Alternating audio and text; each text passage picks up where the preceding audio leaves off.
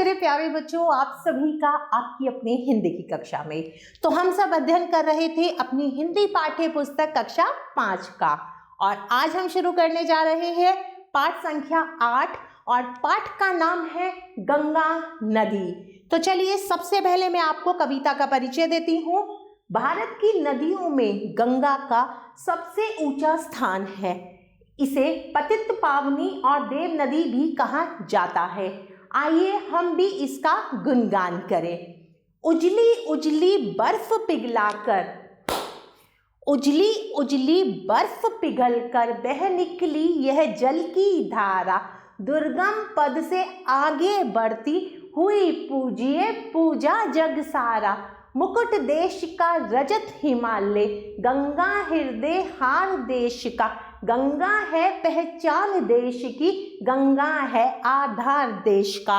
तो इन पंक्तियों में कवि क्या कह रहे हैं कि बर्फ को पिघलाकर क्या बह निकली, एक जल की धारा, बहुत ही कठिन रास्तों से आगे बढ़ती हुई, बहुत ही वह पूजने हुई और जिसे सारा जग पूजता है। जो देश का मुकुट है, किसे कहा गया है देश का मुकुट? हिमालय पर्वत को। और गंगा क्या है? हृदय हार है देश का। गंगा की पहचान देश है और गंगा आधार देश का।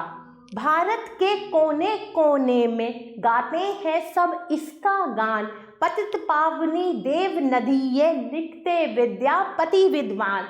क्रुद्ध हो रही गंगा मैया हम लोगों के पाप से, त्रिवधार अवरुद्ध हो रही प्रदूषण के अभिशाप से।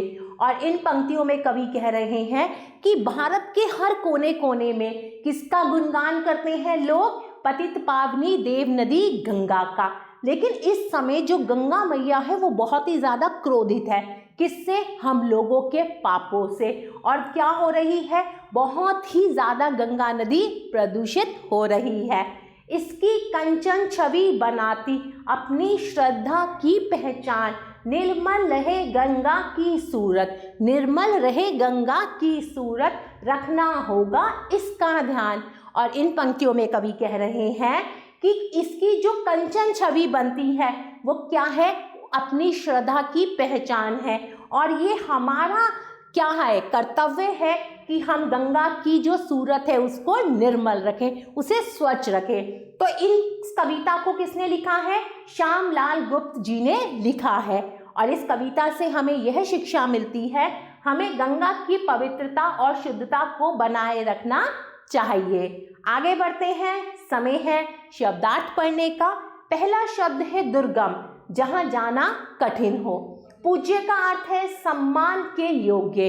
पतित पापी, कंचन सोना, पथ रास्ता, रजत चांदी, निर्मल मल रहित। और आगे बढ़ते हैं और अब समय है कुछ अभ्यास कार्य करने का। प्रश्न संख्या 3 है, कविता की पंक्तियां पूरी कीजिए। तो प्यारे बच्चों, एक बार पुनः आप कविता को पढ़ेंगे, याद करेंगे और प्रश्न संख्या 3 आप स्वयं करेंगे। आगे बढ़ते हैं प्रश्न संख्या 4 की तरफ। सही कथन पर सही तथा गलत कथन पर गलत का चिन्ह लगाइए। गंगा नदी हम सबके लिए पूजनीय है, यह कथन बिल्कुल सही है। गंगा मैया हम सब पर बहुत प्रसन्न है, गलत। विद्यापति ने गंगा मैया की प्रशंसा के गीत गाए हैं, यह कथन बिल्कुल सही है। आगे बढ़ते हैं प्रश्न संख्या 5 की तरफ। सही उत्तर पर सही का चिन्ह लगाइए। कवि ने पतित पावनी किसे कहा है? गंगा को। किसके अभिशाप से गंगा की त्रिवधारा अवरुद्ध हो रही है? प्रदूषण से। कवि ने देश का आधार किसे कहा है? तो उसने कहा है गंगा को। कवि ने किसे भारत का मुकुट कहा है? हिमालय को। प्यारे बच्चों, आशा करती हूँ आपको यह कविता बहुत अच्छी लगी होगी। हम पुनः फिर मिलेंगे, तब तक के लिए आभार।